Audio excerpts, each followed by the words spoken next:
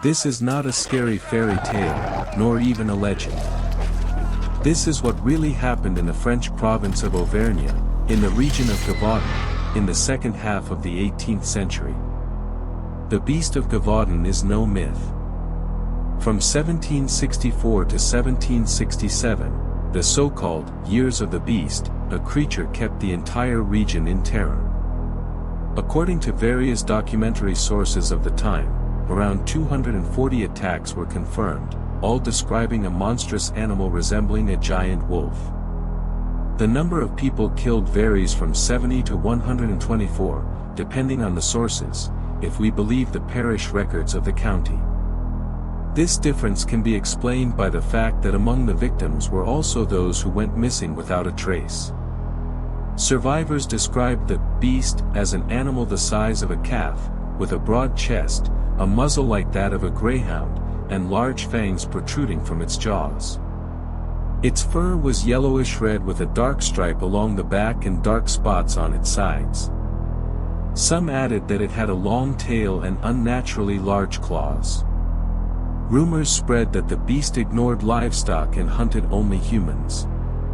Survivors told of its unusual way of attacking. The creature would rise on its hind legs, strike the victim down with its front paws, and instead of going for the throat, it would bite the head and face. Its strength was terrifying.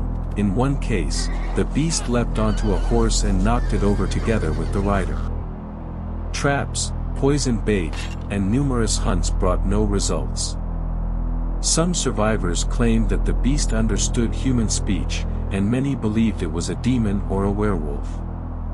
Relying on superstition, hunters loaded their guns with wads of goat hair and 13 silver pellets consecrated in church.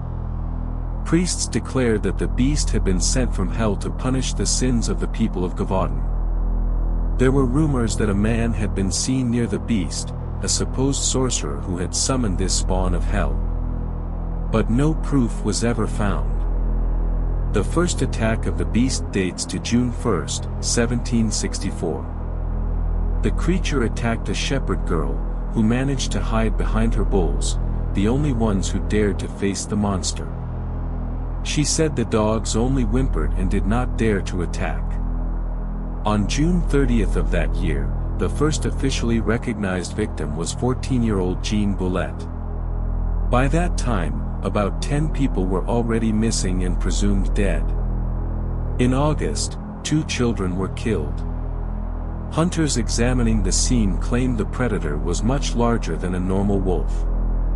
In September, the beast killed 5 people, including the son of Count d'Apcher.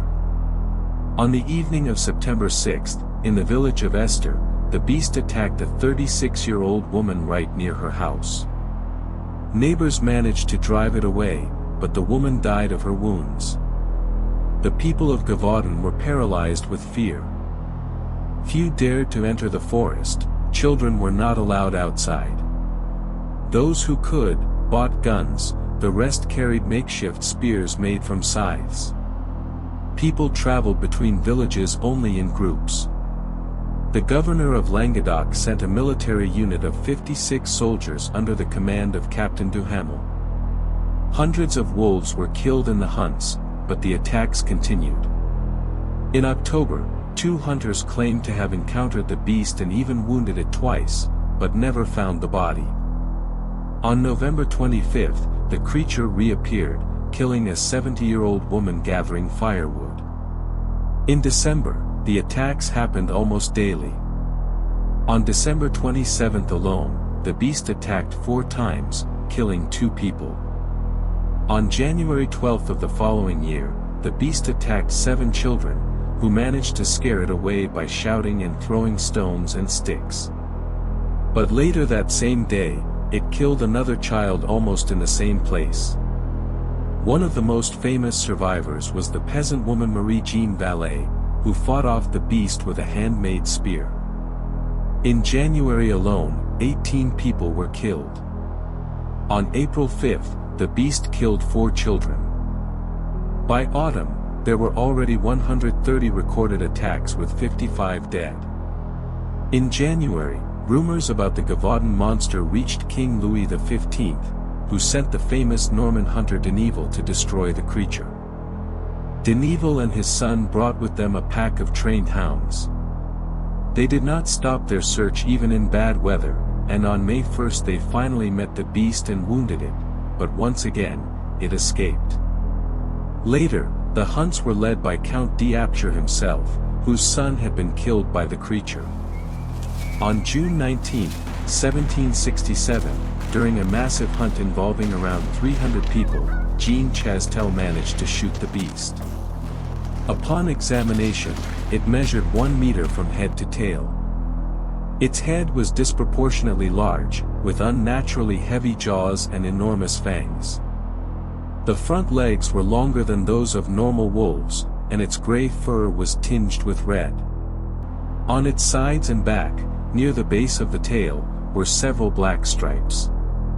Its body was covered with scars, and 3 pellets were found lodged in its thigh. In its stomach lay the forearm of a recently missing girl. The carcass was sent to the king, but the taxidermist failed to preserve it properly, and it began to decompose on the way. According to some accounts, the king ordered the remains to be burned. Thus ended this terrible story, and the scholars of that time never managed to determine what kind of creature it really was.